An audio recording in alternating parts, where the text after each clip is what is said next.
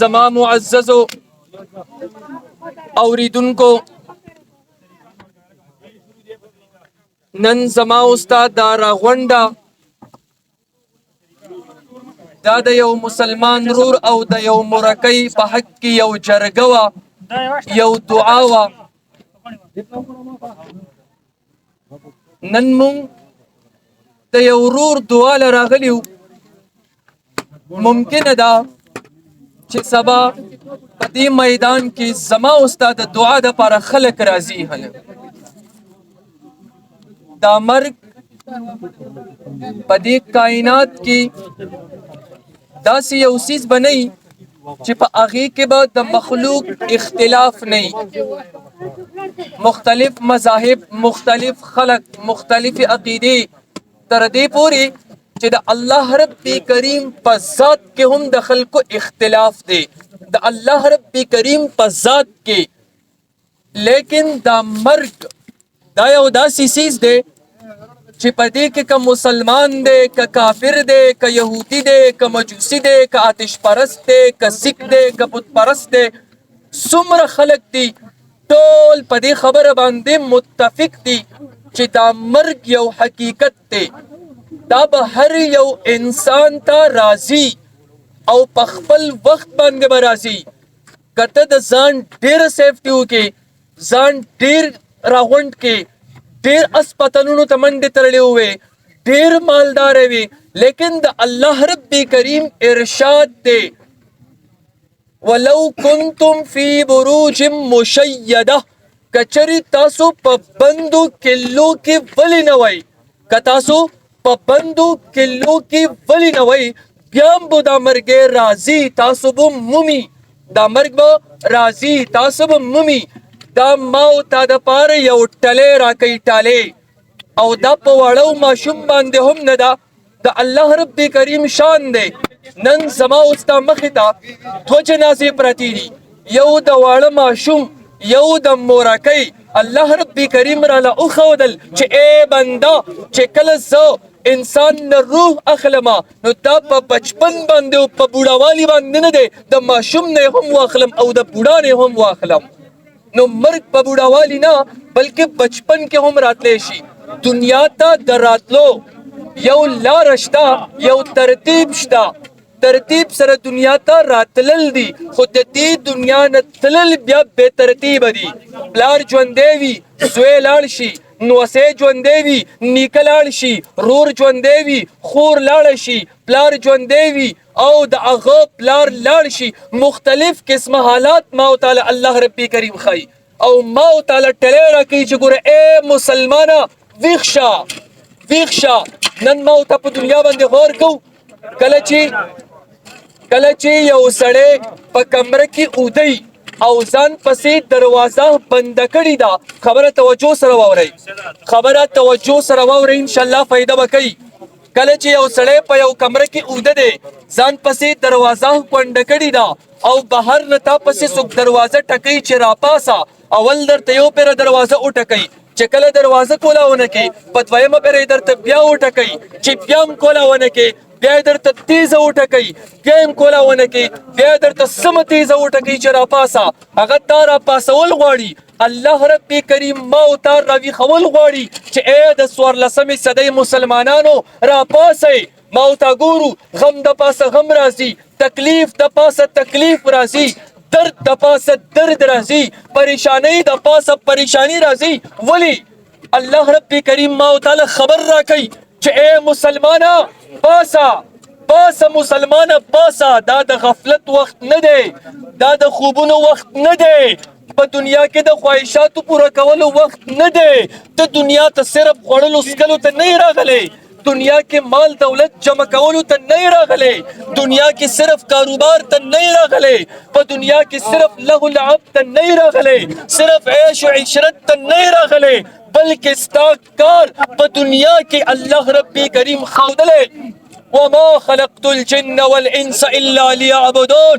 اے بندگانو تاسو خو ما صرف خپل عبادت ته پیدا کړی یی، تاسو خو ما صرف خپل عبادت ته پیدا کړی یی.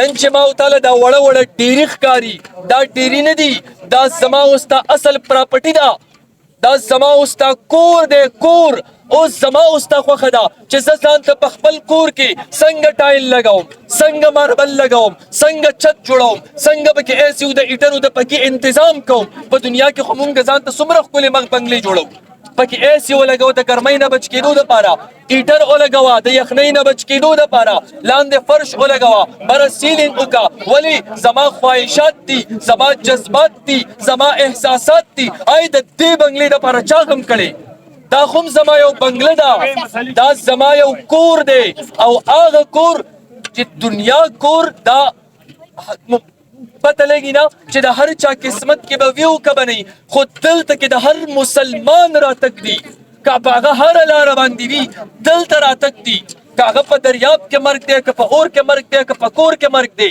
دلته زما او ستا په حقیقت کې راتلل دي آیا په دې کور کې ما او تا د ځان لپاره څومره سهولیات جوړ کړي او یاد ساته دا پیسې دولت دا صرف په دنیا کې په کار نه راځي په آخرت کې به زما او ستا پیسې په کار لګي آخرت کې به زما او ستا نه روپۍ غواړي روپۍ ما او تا نه به پیسې غواړي دا پیسې صرف د دنیا سیس نه دی څنګه چې د پاکستان کرنسي روپۍ ده د دوبۍ کرنسي ریال درهم دی دا یورپ ممالکو کرنسی ډالر دی تک کرنګي د آخرت کرنسی نیکی د نیکی دام پیسې دي د آخرت کرنسی نیکی دا ته چې کله دوبۍ لځي هلته پاکستاني روپۍ نه لګي دا په بینک کې چینج کې کله چې امریکې لځي هلته بیا ریال نه لګي هغه به هلته بینک کې چینج کې ډالر به راخلي سعودي کې به ریال راخلي پاکستان کې به روپۍ راخلي افغانستان کې به افغانۍ راخلي تک کرنګي تک کرنګي تا سره چې دلته کم دنیا کې ته کم اعمال کې دا ته چینج کې آخرت ته به ځان سره پیسې وړي چې هغه کرنسي نیکي ده هلته به نیکۍ وړي که هلته تا سره پیسې نه وي ته پل صراط باندې څنګه ځې نن چې ته په ګاډي کې کینی پریکشې کې 15 منټه مزلو کې تا نه 50 روپۍ کرۍ غواړي ته 1500 کاله پل صراط باندې څنګه مزل کوي هلته تاله پیسې پکار دي او پیسې نیکي ده تاله نیکۍ پکار دي نن چې ته یو عالیشان ریسټورنټ ته ځې خوراک پکې کې هلته تا ته پیسې پکار دي تا نه پیسې غواړي د الله رب کریم دومره غټ جنت ته ته ځې هلته به هم پیسې غواړي هلته کې به هم نیکي لګي نیکي هغه نیکي شته هغه نیکۍ دپاره ما تعالی الله رب کریم دا موقع راکړې ده چې ای بنده دا دنیا ستا لپاره امتحان دی لاړ شه او د آخرت کې آخرت هغه محلات ځان دپاره دلته تیار کا او چې مال راځي نو کامیاب راشه مال راځي کامیاب راشه یاد ساته د دې دنیا دا زندگی دا قیمتي هم ډیره ده او بېبسه هم ډیره ده د آخرت په مقابله کې 2.5 منټه زندگی ده خو قیمتي هم ډیره ده بېبسه هم ډیره ده قیمتي په دې اعتبار سره ده چې چا ځان وپېژندو چا په دنیا کې ځان وپېژندو الله رب کریم راضي کو دا په 2.5 منټه زندګۍ باندې د آخرت همیشه والا زندگی هغه ښکلی کولی شي هغه زندگی پر روایاتو کې راځي وې د ځمکې نه واخله تر آسمانه پورې مشرق نه واخله مغربه پورې شمال نه واخله جنوبه پورې که دا ټول کائنات د ذراتو نه ډک شي زر کاله پس یو کارغه راځي یو ذره راوچتوي نو امید دی چې دا ذرات به ختم شي لیکن د آخرت ولا زندگی نه ختمیږي دومره لویه زندگی نه ختمېدونکې زندگی په 2.5 منټه باندې جوړیږي او کچری دلته تا ځان اونه پیژندو نو بیا دا د لاټرۍ گزار دی په دې مختصره زندګۍ باندې آخرت ولا زندگی ځوانه په دو ملګو په دو باندې ما تعالی الله رب کریم بار بار ټلې راکوي چې اے بس تکنا تر کومې پورې به ته په دنیا کې نښتې وي یو رانه وړي یو الله رب کریم راغونډوي دلته راځي د جمعې په ورځ ما خبره وکړه چې ناممکنه ده کېدای شي روان کال رمضان کې مونږ نه وو څومره خلک ناستو مې کېدای شي روان کال رمضان به داسې وي چې په دې ناستو خلکو کې به ډېر خلک بیا نه وي دې د وجې نه مونږ الوداعي جمعه بیانوو دا د رمضان لا ختم نه دی الله رب کریم په مونږ نه واخیستل په دې رمضان کې مونږ سره وو دې رمضان کې به را سره خبرې اترې کولې، په دې رمضان کې به را سره گپ شپ لګولو، په دې رمضان کې به هغه عبادات کول، تلاوتونه به کول، ذکر او اذکار به کولو، روزې به نیولې.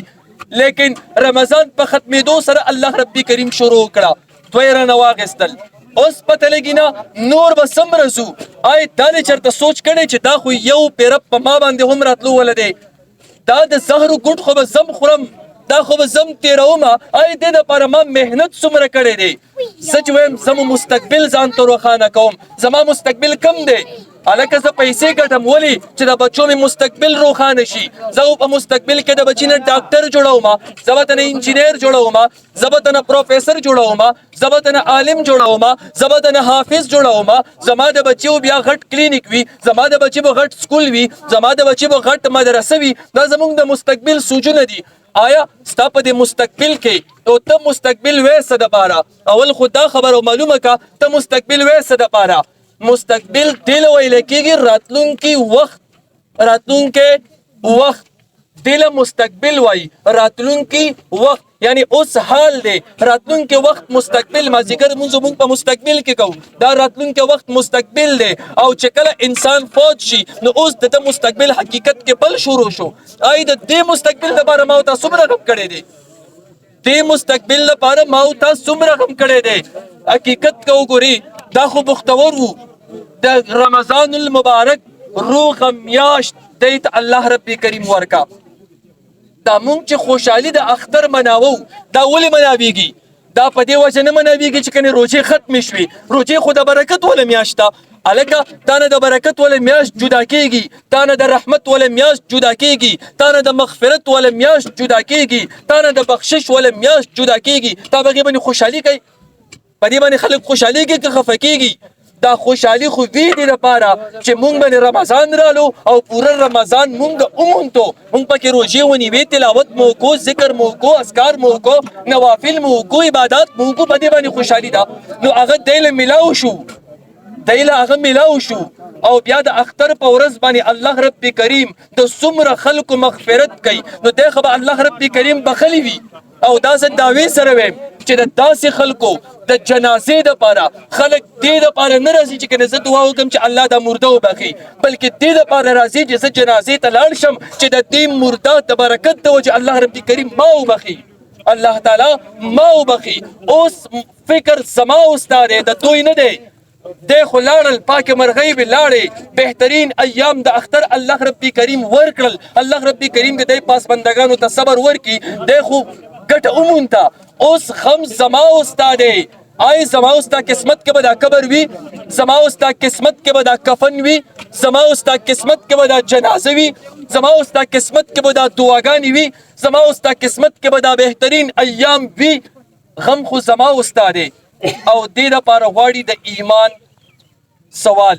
او دا اله انسان کوي چې کله انسان سره د مرګ فکر پیدا شي، او د مرګ فکر اله پیدا کیږي چې کله په دنیا کې خواهشات کم شي. یاد ساته چې کله ستا خواهشات په دنیا کې زیات وي تا سره د مرګ فکر نه پیدا کیږي.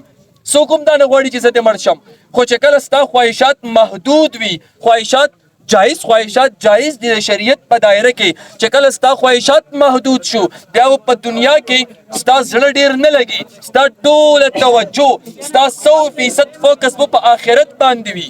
ولی چې د پیغمبر علیه الصلاۃ والسلام ارشاد دی الدنیا سجن المؤمن وجنة الکافر.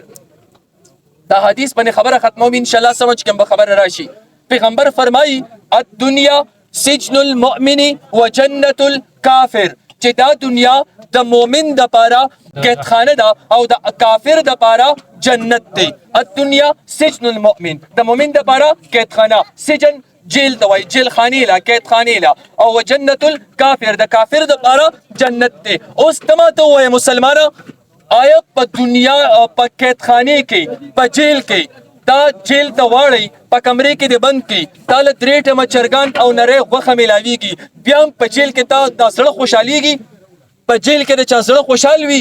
په جیل کې چاته هم چین نه ملاویږي. ولې ته هلته کې د ښځو د بچو نه جدا وې، د خپلو خپلوانو نه جدا وې، ته د بل په انډر کې وې، د خپل من چاهت مطابق ته یو کار هم نشې کولی. نو چې هلته ستا زړه نه لګي، پیغمبر تشبیه ورکړه د دنیا د قیدخانې سره. معلومه دا شوه چې په دنیا کې به هم ستا زړه نه لګي، په دنیا کې به هم ستا زړه نه لګي. کچرې په دنیا کې ستا زړه لګېدلی دی، آخرت د نه هیر دی، نو بیا ته په نقصان کې، او کچرې دا دنیا عارضی راغونډې، ستا توجه، ستا مرکز آخرت دی، قبر دی، حشر دی، برزخ دی، میزان دی، صراط دی، جنت دی، نو بیا به انشاءالله تر دې حدیث مصداق ګرځېږي. او کچرې تو په دې دنیا کې دې زړه ولګېدو او ته وایې چې زه به خپل خواهشات پوره کوم، د خواهشاتو تکمیل کې، نو بیا الله پیغمبر فرمایي وجنت الکافر، دا دنیا خو د کافر دپاره جنت ده، او ته هم ځان ته جنت جوړې. نو بیا ته او هغې کې فرق څه پاتې شو؟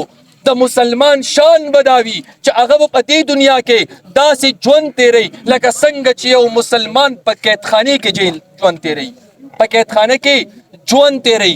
نو په دې دنیا الله رب کریم ما تعالی ډېر مختصر زندگی را کړی دا، ډیره مختصر زندگی را کړی دا. سل ناست دی 101 در سره ذات د الله رب کریم دی، او که یوازې دویم در سره د الله رب کریم ذات دی. الله رب کریم په خپل پتا باندې گواهی ورکړي. آیا د الله رب کریم نه پټیدای شي څوک د الله رب کریم نه؟ بیا صرف په دې باندې بس نه ده. الله رب کریم ارشاد فرمای الیوم نختم علی افواههم وتکلمنا ایدیهم وتشهد ارجلهم بما كانوا یکسبون. د قیامت په ورځ باندې به ستا دا خوله بنده شي، په دې باندې به سیل مهر ولګي. په دنیا کې به کې څومره دروغ وې، ته په دنیا کې څومره دروغ وې، څومره مختلف قسمه ډرامه بازي کې، خو په آخرت کې ستا دا خوله بنده شي. دا خبرې شروع کی، دا خپې به خبرې شروع کی. هغه لاسونه چې د دې د ژوند د دې زندګۍ د شپږ فوټه د سهولیاتو لپاره ته دا ژبه غلطه استعمالې، هلته په دې مهر ولګي او دا لاسونه به وینا شروع کی، ستا خلاف به ګواهي ورکوي. او په دې باندې هم بس نه ده، کرامن کاتبین یعلمون ما تفعلون. دا کرامن کاتبین دلته کې ناست دي، زما او ستا یو خبره نوٹ کوي. که ته چا سره مذاق کې، که ټوکې کې، که ډرامه بازي کې، د چا زړه ازارې، هر یو شی نوٹ کوي. که ذکر کې، تلاوت کې، عبادت کې، نوافل کې، منځ کې، سم کې، هغه نوٹ کېږي. نو کامیاب انسان هغه دی چې په دنیا کې د مرګ نه مخکې د مرګ دپاره ځان تیار کړي، دې دپاره تیاری وکړي. الله رب کریم بار ما تعالی دروازه ټکوي چې مسلمانه بس تکنه راپاسه، مسلمانه بس تکنه د غفلت ته خوبه راپاسه کنه. تر کمې پورې په دنیا کې مصروفه وي، تر کمې پورې به غافله وي، تر کمې پورې به د شیطان په ګرفت کې وي. بس تکنه راپاسه. خو بیا هم زما او ستا د عقل ځای ته نه راځي. پکار خدا را چې نن ما او ته د دې قبرستان نه ځو، چې ما او ته ځان سره یو عزم وکړو چې انشاءالله تر اوسه پورې چې څه شوي دي دا خو شوي دي، آینده لپاره به انشاءالله زه ګناهونه نه کوم، آینده لپاره به دروغ نه ویم، آینده لپاره به غیبت نه کوم، کوم انشاءالله که نه؟